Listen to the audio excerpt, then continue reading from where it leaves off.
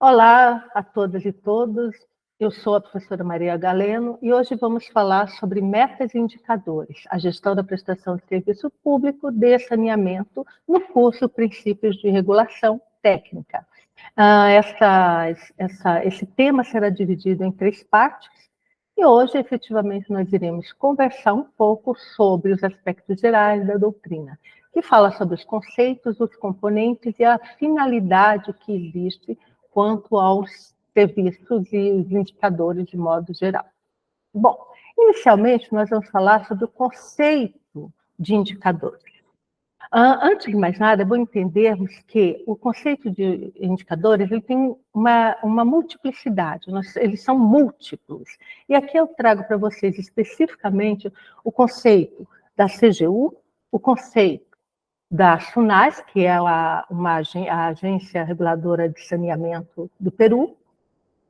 Além disso, a ideia geral que o TCU traz sobre indicadores. Temos que perceber que os indicadores eles servem para medir, de qualquer forma, a eficiência, a efetividade e a eficácia dos serviços públicos, ou seja, através dos indicadores que nós vamos observar como está funcionando, como é a organização, como é o gerenciamento do setor público, quais as necessidades, o que é necessário para a realização de planejamento, orientar e os objetivos e as escolhas que a administração faz em relação a determinado serviço e como ele deverá ser prestado. Além disso, nós temos que ver a percepção do usuário desse serviço que está disponibilizado a esse. Bom, o primeiro conceito que eu trago para vocês, que é o conceito da CGU, é a ideia de que indicadores são elementos indispensáveis para medir a qualidade do serviço público.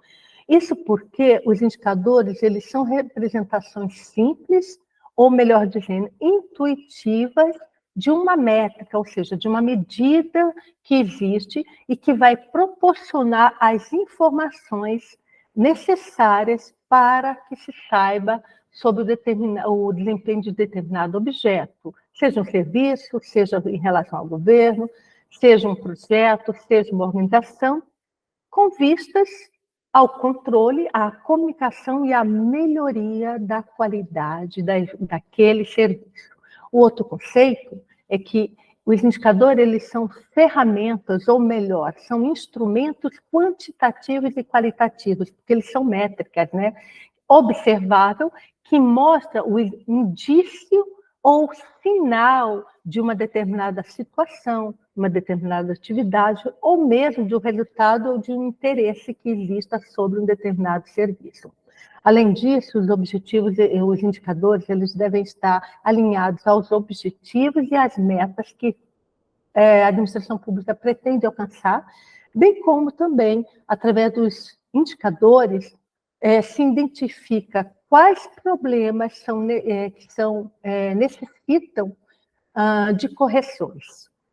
Além disso, por ser uma medida quantitativa ou qualitativa, esse indicador ele vai expressar o desempenho de um processo, em termos de eficiência, eficácia, o nível de satisfação e que, de modo geral, a sociedade tem, permite acompanhar a evolução ao longo do tempo, bem como você consegue, através desses indicadores, comparar esses serviços, essa qualidade, com outras organizações.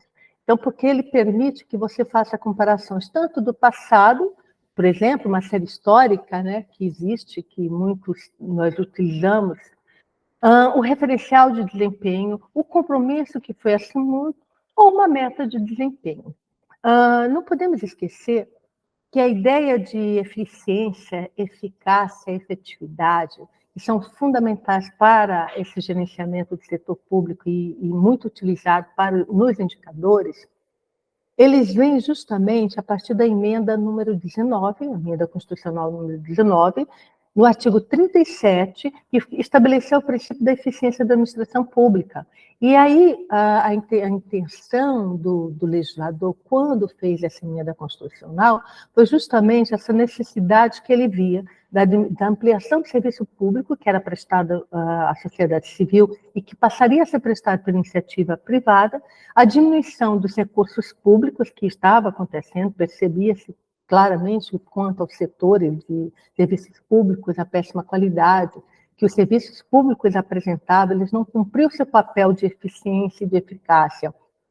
E, além disso, outra questão interessante é que, quando faz essa emenda constitucional, o legislador também, ele institui na Constituição o artigo 74, inciso 2, onde ele faz uma previsão para a avaliação dos resultados quanto à eficácia e eficiência do serviço público, isso fazendo o que a gente chama de um serviço, por meio de um serviço integrado de controle interno, né, mantido pelo Poder Legislativo, pelo Poder Executivo e Judiciário.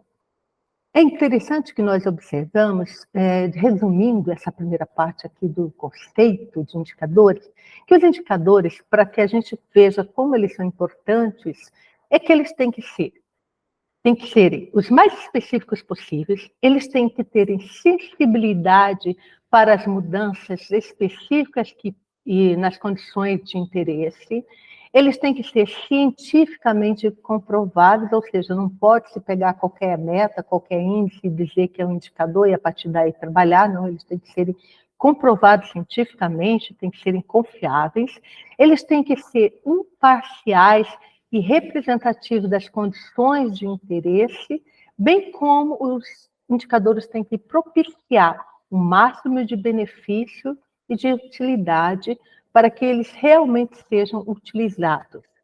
Bem, feita essa exploração um pouquinho sobre os indicadores, a gente costuma dizer que a eficiência, a eficácia e a efetividade, eles são os 3 Fs. E esses 3 Fs que se utiliza, né, é um desafio que a administração pública passa a ter,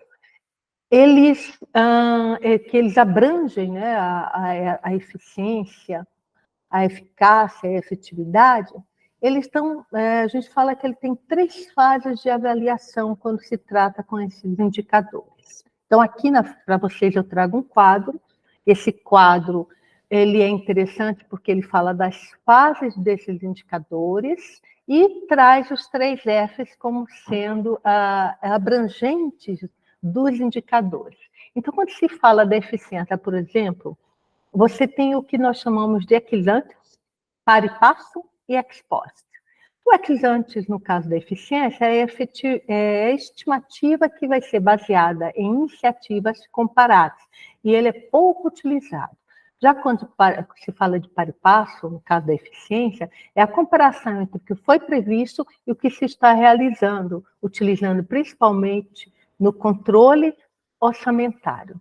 E o ex post, ou seja, depois é uma comparação com iniciativas similares ou com o planejamento mais utilizado. No caso da eficácia, no caso do ex post, ele é baseado em iniciativas também comparáveis, mas, mais uma vez, são pouco utilizadas. O par e passo é o acompanhamento da realização das metas que foram propostas, e o ex post é a verificação se as medidas propostas foram atingidas. E, por fim, a efetividade, que no ex ante é a expectativa baseada em iniciativas similares, também pouco utilizadas. O par e passo são as avaliações parciais que se faz ao término de uma etapa de um determinado programa, enquanto que o ex post é a vinculação das mudanças, caso tenham ocorrido ações empreendidas.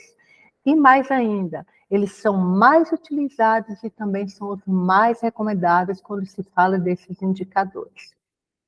Continuando, nós vamos falar um pouquinho sobre os componentes que estão dentro dos indicadores. Aqui, para vocês também, com base nesse guia de elaboração de indicadores de desempenho do CGU, nós trazemos quais são esses componentes dos indicadores. Segundo esse guia de elaboração de indicadores do CGU, nós vamos ter 5 componentes: medidas, fórmula, índice, que é o número, o padrão de comparação e a meta. E o que significa cada um deles? Rapidamente falando, nós vamos entender que a meta é uma grandeza quantitativa ou qualitativa, que permite classificar as características, o resultado, as consequências dos produtos, dos processos ou do sistema. Quanto à fórmula, é um padrão também matemático que vai expressar a forma da realização daquele cálculo que o indicador vai utilizar. Já o índice, que é uma questão numérica, vai ser um valor específico de um indicador em determinado momento. O padrão de comparação será o índice arbitrário e aceitável para uma avaliação comparativa de padrão de cumprimento. Ou seja, o padrão de comparação você vai usar sempre que tiver índices comparativos. E, por último, a meta, que pode ser um valor ou do índice, ou uma taxa, ou um percentual, que se deseja obter com a aplicação da fórmula de cálculo do indicador, e isso se dá no momento previsto para a sua aferição. Além disso, a meta é composta por um valor e um prazo no tempo que vão anunciar um objetivo. As metas devem ser realistas, exequíveis, desafiadoras, comparáveis e claras.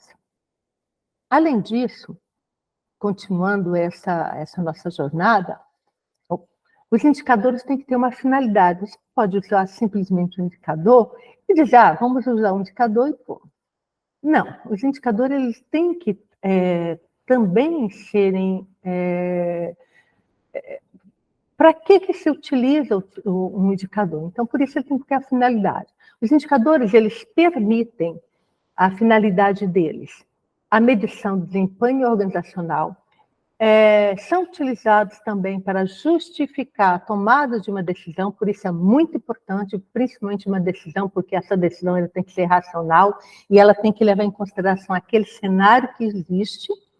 E, além disso, esses indicadores eles devem estar interrelacionados a partir da estratégia por meio de indicadores estratégicos, táticos e operacionais, ou seja, são 3 sistemas de indicadores que vão formar o que nós chamamos de sistema de medição.